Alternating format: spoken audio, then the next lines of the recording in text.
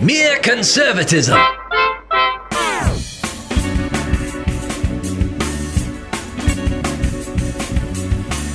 All right, it's another edition of Mere Conservatism, and we're so glad to have you come and join us. I'm Cleve Walker, and my cohort in crime, David Perry, is with me on the phone. He's not in the studio with us.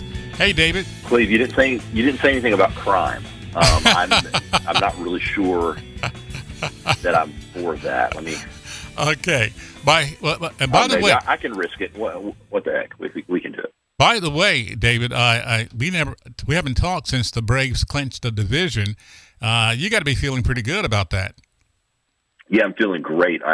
It was an amazing 5 days or so. The Braves swept the Mets, and then they ended up clinching during a game with the Marlins. And the reason I bring the reason I bring that up, though, David, is not just because of the sports, but also because of the analogy. I don't think even you thought they could the Braves could come back from more than 10 and a half games back and do that against the Mets, who, were playing pretty hot baseball, did you? Yeah. And you know what they did is they ended up doing just enough to win the division. Yeah. I mean, they literally ended the year with the same record as the Mets, 101 wins. But because they beat the Mets, because they swept the Mets in this last series, they held the tiebreaker. They won the season series 10-9. All right, and now a lot of folks the Mets. So yeah, a lot of folks may not make the connection, but I bring all that up to say that is my. I make an analogy to that, to the political landscape, all right? I'm feeling very optimistic, even though there's some headwinds in some of the key races around the country. I'm feeling very optimistic. I actually believe we're going to pull this out. We mean the Republicans. We're going to win the House, and we're going to win the Senate. And a lot of the polls indicating otherwise are going to be just like the pundits who were talking about the Mets pretty much having it in the bag. I think we're coming through. I really do. I'm feeling good. Well, I think so too. And you have to, when you're going to play a game, when you're going to compete, you got to know the game and know how you win. And I have seen a criticism at times. This is not quite as relevant right this second, but we've seen criticisms at times of Republicans winning presidential elections but not winning the popular vote. Right. And that happened, for instance, in 2016, where Donald Trump lost the popular vote, but he won the presidential election. And, of course, the Democrats are fine with the Electoral College when they win. And when they don't win, they want to get rid of it. Yeah. One of the things that I always say is you play the game by the rules. In other words, if Trump needed to win the popular vote, he would have won the popular vote. He played the game to win, and he won the game. And that's what the Braves did, too. They ended up with the same record as the Mets, but they played the game the right way. They won that tiebreaker. Exactly. They did what they needed to do. Exactly. Had they needed to win 102 games, they would have won 102 games. I got you. And so just another little bit of a nerdy, baseball nerd take on the way elections work sometimes. All right, now here's something that's going to really sound like a negative, even though we're talking about things happening in the positive light of the Braves winning the division, and I actually believe they're going to go ahead and win the World Series, but that's another story. That's amazing. Herschel Walker is under real attack and scrutiny. He's denying the allegations of a report from the Daily Beast, which is one of the more progressive liberal rags out there, saying that he paid for his girlfriend's abortion more than 10 years ago. And he's been making the circuit, Herschel Walker has, trying to basically rebuke the allegations. Now, some of the folks saying, okay, this is going to sink Herschel Walker. And some others are saying, he's so compromised now that Warnock, who was leading in several polls by just a little bit, that this is going to increase his margin. Now, what say you, David? What's your opinion? Well, there are two reasons why a story like this might affect Herschel Walker and his ability to win a Senate election. One is because you've got people who are disappointed that he might seem like a little bit of a hypocrite. In In other words, he is campaigning as a pro-life, anti-abortion candidate, yet he may have participated in his girlfriend having an abortion in the past. So that makes him look like a hypocrite. That would depress turnout, right? So people that may be excited to vote for Herschel, which is what they're not after. excited to vote. Yeah, they that's care what they're about that issue. The other thing would be if people they just don't like abortion, and so they're not going to vote for anybody who's ever been anywhere near an abortion. Those people, by the way, are not going to vote for Warnock. Actually, probably both categories of people that I just mentioned, they're not going to vote for Warnock. This is why I don't really think that this particular scandal is going to affect the election that much, because it might affect turnout a little bit, maybe. But I don't think that it's going to affect who people vote for, because if you care about abortion, you're not going to vote for Warnock at all. Well, this is my point. You're certainly not going to. This is my point. I think you're exactly right. The whole purpose of this particular strategy, which, by the way, is out of the playbook of the Democrats whenever they get desperate, this is the kind of thing they try to do. They can't win on the issue, so they got to try to go and besmirch people.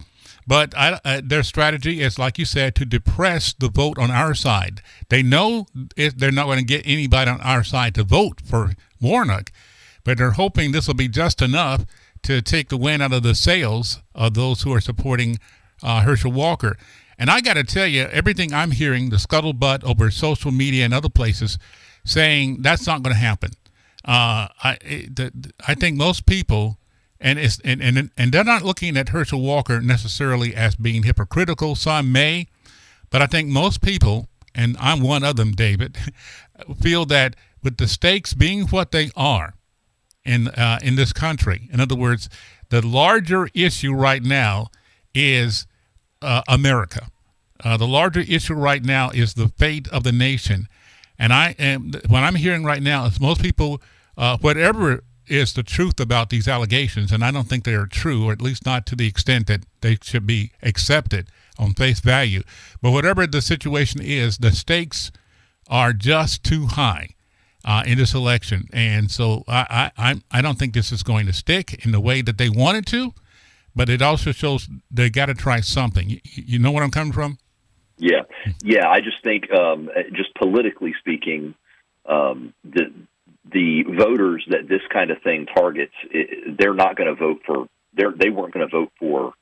They're not going to vote for Warnock. They never were. Yeah, that's my point. They never were, just because of this news about Herschel. The best that they can hope for is that they're going to depress turnout, but I don't really think that's going to work. No. Because think about this. If you care about the issue of abortion, you have a Democrat who is extremely pro-choice, calls himself a pro-choice pastor, or you have a guy who says that he's pro-life, but in his past may have paid for an abortion. Now, that's bad.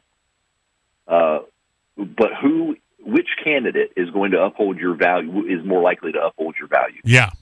On life. I agree. That is only if you're voting mostly on that. Yeah. That issue. There are a lot of people that vote on a lot of issues other than that. And again, all that is assuming that the accusation is even true. Right. So they say that they have proof of it. I don't think we've seen that, and Herschel is denying it. Also, by the way, it was a long time ago. Over 10 years. This supposedly happened. Yeah. I think that Herschel was actually coming out with some very good responses to this, saying, basically, he says, and he's come out with some ads since some of this news has broken, saying that he has a past, that he struggled with a lot of things in his past, that he even wrote a book about it. He talks about his mental health. He talks about different things that he struggled with. And he says, I've been changed by God. Yeah. Saved by grace is what he is saying. And that's even better than, I'm a new man. I've turned my life around. He's not even saying that he turned his life around. Right. He's saying that he's given his life to God, which, by the way, is certainly going to appeal to the people that would have otherwise not voted for him because he paid for an abortion, right? Right. Well, the most impactful thing that has happened on the sides of the progressives and who are, trying to make these allegations stick is that Christian Walker, one of the sons of Herschel, is also attacking him. Okay, his mother's not attacking him, but Christian Walker is, and so they're hoping, that will be something they can hang around him at least for the remainder of the campaign season. But Herschel Walker, I think, has even taken the right tact on that. He said he loves his son, and he will always love his son, and basically his son has the right to say and feel how he felt, and he's not denying that at that time, during the time that he, was a younger boy, that he was not the dad that he should be, and or that he is right now. So I hate to say this, but these people have, they're paying this young man. They're doing something, to encourage these things to come out now, and come against his dad now in a way that he never did before now. So the timing is suspicious, is all I'm saying. Of course they are. Yeah. And let me just say one other thing about this. The polls right now, if you look at the polls, they have swung back towards Warnock. So as far as polling is concerned, some of this stuff seems to be working. But we will see, as we have about a month before people vote, we'll see, or election day, I should say, we'll see in the end how much it affects the race. The race is still within the margin of error, so statistically speaking, it is neck and neck, and hardly any of the polls that I have seen have Warnock reaching 50%. No, I've never seen one say that, and he's the incumbent, and so he should have some advantage by that. But I think the Herschel Walker campaign has done some really wise things lately in tying Warnock to Biden, and not letting him get away, putting the separation between him and Biden, who's still very unpopular, and still all the Democrats are trying to put distance between themselves and their president. So I'm liking that they're doing that, saying, because Biden is a disaster, and you got to tie every candidate on the Democrat side to the disaster that is Joe Biden. Mm-hmm. And one thing you should look for as well for the Senate race in Georgia is how Governor Kemp is doing. Yep. It's very possible that Kemp could pull Herschel over the finish line with it. I think he's got coattails. Kemp is doing pretty well, and so one of the things we talked about with this Senate race is the turnout, and that being an issue. Well, if folks are depressed, if turnout is depressed for Herschel because of this story and this scandal, well, those people probably are going to go vote for Kemp. They're going to be there voting anyway. Do you think that they're going to vote for Warnock? No. Oh, no. If they're going to be there, and they're going to be voting for Kemp. It's very possible that they'll just go ahead and punch the ticket for Herschel as well. And so you might see Brian Kemp have coattails in Georgia. Well, I wouldn't be surprised. He's currently up by something like 6 points. I wouldn't be surprised. And Stacey Abrams really hurt herself with the heartbeat comment that has really come back to bite her. So you're right, that he does have coattails. I think Kemp does, and I think Herschel Walker will benefit by that. The Republicans are doing something else that's pretty smart, in my opinion, David, as they prepare for the election. They are going on the offensive by declaring what they will do when they regain control of Congress. And in other words, they've listed out some priorities, and which is a good thing because it's been kind of vague, what they were going to do. And one of the things they've said they plan to do is to immediately launch oversight of the IRS. They said if they win control of the House of Representatives, which is the one with the purse strings, they would immediately go bring everything before the House Ways and Means Committee, which has jurisdiction over tax and trade policy, and shine the light on the IRS's conduct and practices, and do something about these 80,000 agents that are going to be hired. And I think that's a good thing to do. What do you think? Well, sure. I think oversight is a good thing, but I'm not impressed. Okay. Nope, not impressed by the Republicans saying, "Oh yeah, we're gonna have oversight." Okay, that's nice. Okay. How about we actually do something? Because the Republicans, they can have all the hearings they want. They can have all the oversight they want. That doesn't mean they have any actual power or any actual control. The best that they can do in a situation like that is expose what's going on Well, But yeah, that's what they hope. If stuff is going on, it's too late. What they need to do is keep things from going on. What they need to do is defund these organizations. They need to not fund the 80,000 IRS agents, things like that. Yeah, so I got you. If the Republicans really had guts, they would be holding the Democrats accountable by not giving them any money for their stuff. Well, I mean, that's certainly a part of it, and I agree with you 100% on that. I just think they should do all of the above. They need to bring sunlight to every plan or activity that this Democrat Congress has already done, and also maybe show some of the chicanery behind it as well. But I get where you're coming from. The Republicans are known for not really taking advantage of leadership, but I think they're trying by this, and hopefully we'll wait and see. Top Florida. I'd really like to see them do something that's a little bit more than just symbolic. Gotcha. You want not nothing cosmetic, okay? And they will have hopefully the power of the purse string, and I agree with you that they should use that power because you can't do anything without that. Anyway, this is something that's really kind of like off the cuff here, but I just find this ironic. A top Florida state official warned this past Thursday that firefighters there in Florida are battling a number of fires. Get this, David. They were caused by electric vehicle batteries waterlogged from the flooding from Hurricane Ian.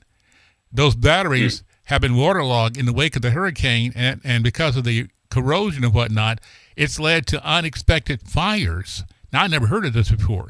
So they're telling people, okay, the new challenge our firefighters in Florida are facing is these batteries catching on fire. It's just a reminder again that a lot of folks are jumping on the EV bandwagon a little bit too quick. What do you think? Well, it's clear that there are a lot of issues with these vehicles. There are some benefits. There are a lot of issues. And logistically, it's an issue. The expense of these vehicles is an issue. The environmental impact of these vehicles is actually an issue. Yeah. And you got to dispose of those batteries. Safety things. I mean, disposing of the batteries, buying new batteries when your battery goes out is very, very expensive. Apparently, these fires that these electric vehicle batteries cause, they're really hard to put out. Yeah. You don't just spray water on it and get it out. But I mean, apparently, water is what caused these things to catch on fire. So you can't just spray it with a hose and expect the fire to go out. So it's a real issue. Imagine having 75% of every vehicle on the road be one of these things, and a hurricane coming or a flood coming, and the amount of destruction that would be caused by these fires. There would be nothing for them to do except let it burn. Yeah, and the fact is, there wouldn't be there. I was going to say the governor of California is telling residents in California to hold back on charging the batteries of some of these electric vehicles because of the grid being so strained as far as electricity there. I mean, that's astounding. Yeah, it's obviously an issue. These stories, you and I, we're not out to get electric vehicles. No, we're not like on a crusade against electric vehicles. Not at all. These stories come out, and it's just like, you know what? It would be different if we didn't already have vehicles that work really, really well. Right? I mean, we have these gas-powered vehicles. Right, and the gas is clean. Great. It's cleaner than ever. And a lot of them have great, they're cleaner than ever.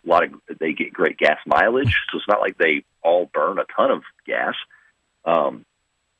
But we have this alternative to these electric vehicles that clearly have a lot of issues that we would, I think most of us would rather not deal with. We don't have to. So these things, I don't feel like they're ready. I do think that electric vehicles are likely the future, but not now. I think that's a distant future that we're not quite there yet. I don't think we're quite ready for it. And we're being crippled by those on the progressive wing of the Democrat Party who are literally trying to force these things into prime time before they're ready. So that's, again, to me, that's a big campaign point, and our candidates need to be pushing that. What do you think about the news that they're getting ready to maybe indict Hunter Biden on tax evasion charges.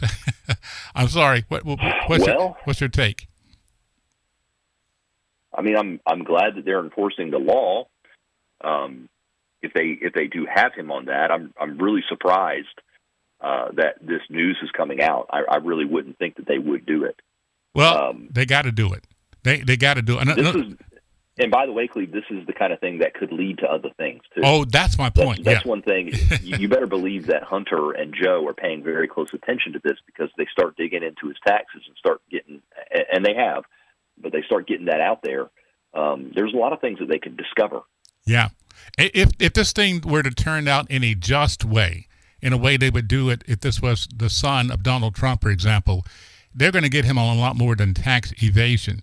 This guy, to me, has served as a foreign agent and has helped funnel money and influence of his dad, at that time vice president, and with the intention of doing it in his presidency as well. So tax evasion is the start, but if we can get this guy nailed down, and by association his dad, that's a huge campaign thing. And so if something big comes out, that could also have an impact on the upcoming elections, don't you think? I think it could, but keep in mind, this is the Joe Biden DOJ. That's true. Good point. I promise you, they're not going to do anything that's going to get Joe. So they're going to fight to the last. They're going to hide it. They're going to do everything they can. In fact, this investigation might be a ploy. It might be their way of saying, "See, we're doing something." They're not really going to do it. Yeah, they're going to do it half-hearted just to make sure it doesn't get to Joe. Because maybe it's one of those things where they see it coming and they want to be the ones to lead the investigation so that they can direct it how they want to. I think you could be exactly right, because especially this close to the election, they have to at least give the illusion, which they're good at, hey, we're being even-handed. Sure, we're investigating Mar-a-Lago and Trump, but look, we're also investigating Hunter Biden. At the same time, of course, we know that's not the same thing. So I think you got a really good point there. I really, before you said it, to tell you the truth, I hadn't thought about it quite that way. So how are you feeling overall about the midterms? I feel pretty good about it. I feel fairly confident about the governor races of Kemp and DeSantis. I feel pretty good about the House of Representatives turning Republican. I have my eye on the Senate because I think that's very, very important. Oh yeah. And I really think that we have a good shot at the Senate. I really do. Just kind of looking at the races that are out there, Nevada has turned to where the Republican there has a real shot to win. I have a really hard time believing that Fetterman is going to win in Pennsylvania. Yeah. I think Dr. Oz is going to end up winning. The polls are still favoring Fetterman, but I have a really hard time believing that. Yeah. In fact, I feel like it's more likely that Warnock wins re-election in Georgia than it is that Fetterman wins. Interesting. That's very interesting. But I don't know. I don't know that. I think we're going to get a really good senator from Ohio, J.D. Vance. I think Ron Johnson is going to hang on in Wisconsin. Uh-huh. And I'm really hoping we can flip Arizona. Well, here's a question. Here's a question I'm going to throw at you right now, on the same subject, but on a different subject. It's the gorilla in the room, so to speak. What would happen to the election itself if Russia uses a nuclear weapon in the Ukraine situation? Is there something going on there that we should be concerned about that could actually be a problem in November? Well, if they decide to use a nuke, obviously there's a lot of that creates a lot of issues. You're asking how that affects the election? Yeah. In other words, are we looking at perhaps Biden legitimately becoming a true wartime president, or maybe this is another ploy? Maybe he comes out looking good when Putin, doesn't follow through on his threats to do that. I'm just wondering, do you think that the Ukraine situation would impact the elections one way or the other?